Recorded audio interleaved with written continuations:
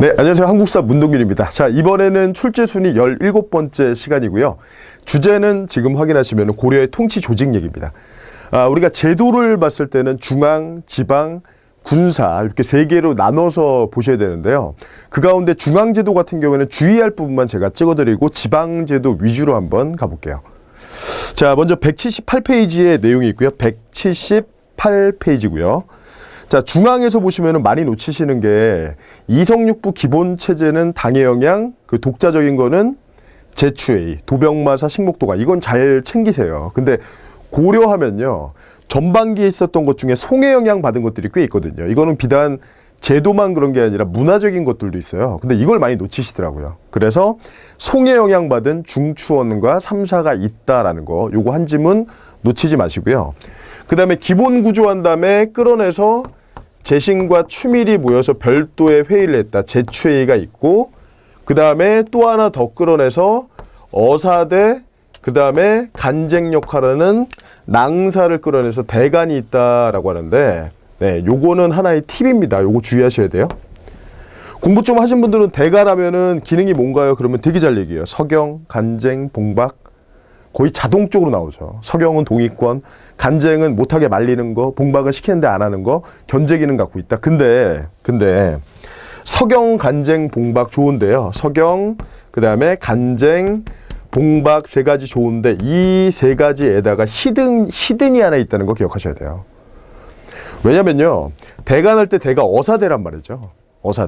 어사대의 경우에는 원래 기본적으로 갖고 있던 특징이 하나 있어요. 이게 최근에 이걸로 시험 문제가 조금 사료로 낸 다음에 대간을 묻고 있는데, 대간은 원래 뭘 하냐면 감찰하고 탄핵을 하잖아요. 감찰과 탄핵. 그러니까 이거를 낼 수 있다는 거죠. 감찰과 탄핵.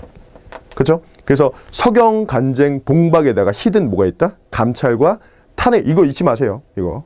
사료에서 감찰, 탄핵 준 다음에 대간을 정답으로 갑니다. 자, 중앙제도에서 주의할 것들 얘기 드렸어요. 자, 그럼 이제 중앙제도 봤으니까 이제 지방제도를 중심으로 제가 설명을 좀 드려볼게요. 자, 지방제도는 어떠냐? 이게 시험 문제는요, 단독으로 나오는 게 아니라 비교 대상이 있어야지 시험 문제를 내요. 자, 지방제도 같은 경우는 시험 문제에 비교 대상이 누구냐면요, 고려하고 조선의 지방제도를 비교하는 게 시험 문제고요. 이쪽도 유형이 조금 명확합니다, 이것도. 그러니까 그냥 두루뭉술하게 보시면 안 돼요. 자, 행정구역은요, 지금의 제도랑 매칭시켜서 기억하시는 게 제일 좋아요. 자, 보세요. 자, 도에 해당되는 게 고려는 특이하게요. 고려는 지금 우리 경기도, 강원도 이렇게 행정구역상 도에 해당되는 게 이원적이에요. 일반 행정 5도가 있고 군사적인 특수지역 양계가 있어요. 그 다음에 지금 행정구역이랑 매칭시키라고 제가 분명히 얘기 드렸죠. 자, 5도 밑에는 뭐가 있느냐? 5도 밑에는, 도 밑에는 우리 시급에 해당되는 게 주, 그 다음에 군, 그 다음에 현, 요게 시급이에요. 그 다음에 말단에 해당되는 게 뭐냐면, 말단은 일반 행정은 촌이고요. 그 다음에 또 하나는 촌급인데 특수행정구역에 해당되는 게 향, 소, 그리고 부, 곡 해서 이렇게 세 가지가 있는 거죠. 자, 그럼 시험 문제는 뭘 낼 거냐? 시험 문제는 이거예요. 자, 5도의 도지사가 있습니다. 그 도지사 이름이요, 고려의 도지사는 안찰사라고 불러요. 그리고 양계는 군사적인 특수구역이니까 군사담당관에서 병마사라고 부르고요. 첫 번째 문제 유형이 이거예요. 안찰사. 자, 시험 문제는 뭐라고요? 고려와 조선을 비교하는 게 시험 문제예요. 그러니까 안찰사의 경우에는요, 조선시대 8도의 도지사인 관찰사랑 비교를 하는 게 시험 문제라고요. 관찰사와. 그럼 이 부분은 지금 어디에 서술되어 있냐면요, 180페이지 보시면요, 180페이지. 자, 5도의 안찰사를 파견하는데 이거 잘 보셔야 돼요. 도지사는 직위가 높아요, 원래는. 근데 고려의 도지사는 생각보다 안 높아요, 도지사 치고는. 왜냐면 고려 도지사 안찰사의 직위가요, 품계로 봤을 때는 지금의 공무원 치면 5에서 6급이에요. 5에서 6품이라고요. 근데 도지사가 왜 이렇게 낮지? 그러면 도지사가, 고려는 도지사가 도청이 없어요. 그럼 도지사가 도청이 없으면 어떡하냐? 도지사가 일종의 그 보따리 장수인 거죠. 그러니까 이 사람이 그 자기의 짐을 들고요, 임기 6개월에 안찰사에 임명이 되면은 해당되는 지역을 돌아다니면서 순찰하는 겁니다. 그래서 180페이지 보시면요. 임기 6개월의 경직이고, 맞죠? 그 다음에 위에 써 있죠? 상설 행정기관이 없다. 맞죠? 그래서 임기가 짧고 돌아다녀요. 근데 조선의 관찰사는요. 조선의 관찰사는 종이품의 당상관이고 이 사람은 가명이 있어요. 굉장히 높은 사람이에요. 이게 첫 번째 문제예요. 자, 그 다음에 두 번째 문제로 봐야 되는 건요. 두 번째 문제는 여기 나와 있는 주군현 얘기인데요. 주군현 얘기. 마지막에 현을 가지고 설명하면요. 자, 여기 2번입니다. 2번. 자, 고려시대에는요. 현의 종류가 두 개가 있는데 하나는 주현이라는 게 있고 그 다음에 또 하나는 속현이라는 게 있어요. 이 둘의 구분은 지방관을 파견했느냐 안 했느냐 차이예요. 그 이름을 보더라도 파견한 거는 느낌이 오죠. 주현이에요. 그래서 주현은 지방관을 파견했다. 하지만 속현은 파견하지 않았다라는 거죠. 근데 드러나는 숫자는 뭐가 훨씬 많냐면 속현이 훨씬 많습니다. 그럼 이거는 여기서 끝나면 안 돼요. 더 나가야 돼요. 그러면 주현에는 지방관이 있다라고 하니까 그 지방관이 통치하면 될 것 같은데 속현에는 지방관이 없는데 그럼 여긴 누가 하냐는 거죠. 그래서 등장해야 되는 게 누구냐면 우리가 고려 출발할 때 호족이라는 사람이 있었죠. 그렇죠? 근데 그들이 성종 때 중앙에서 지방관이 내려오면서 이 사람이 이제 중앙으로 편입되면서 향리가 됐다고요. 향리. 고려의 일원이 된 거죠. 그래서 속현은 누가 통치하냐면 향리가 통치해요.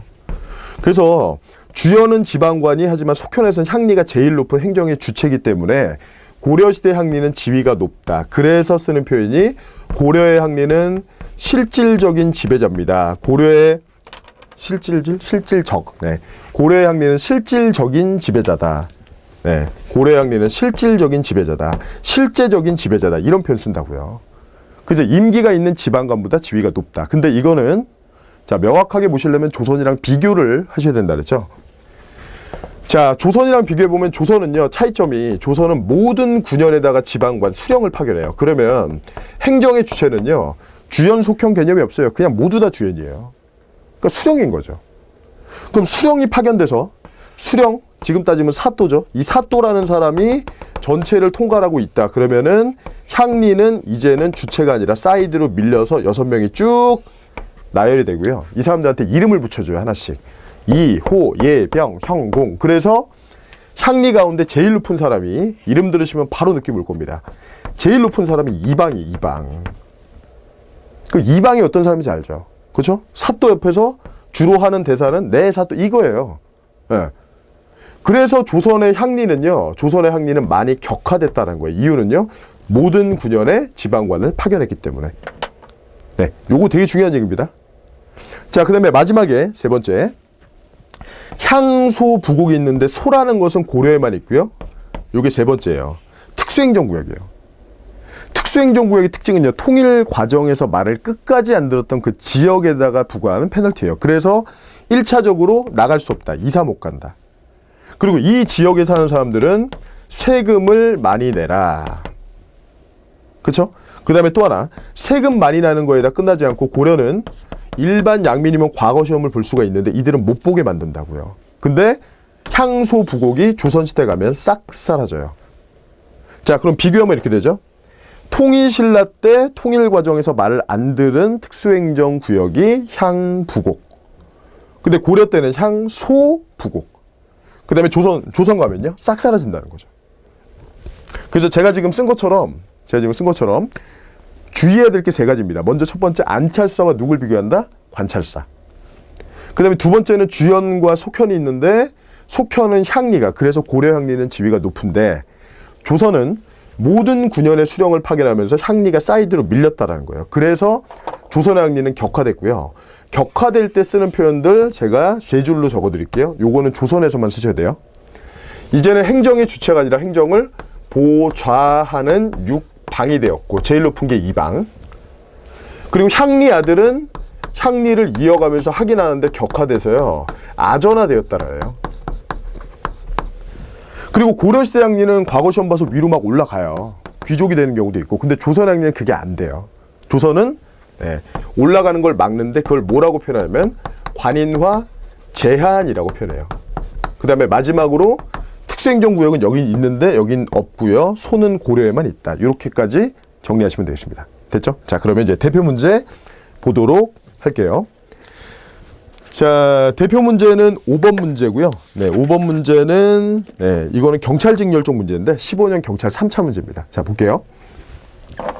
5도에는 안찰사가 파견됐으며 도내 지방을 순찰했다라고 하는데, 안찰사는 임기는 6개월에 임명되면 돌아다니고, 돌아다니는 이유가 도지사가 도청이 없다라고 했죠. 비교 대상은 조선의 관찰사.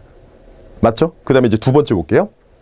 북방의 국경지대에는 동계 또는 북계가 있는데, 이거는 양계죠. 군사적인 특수행정구역.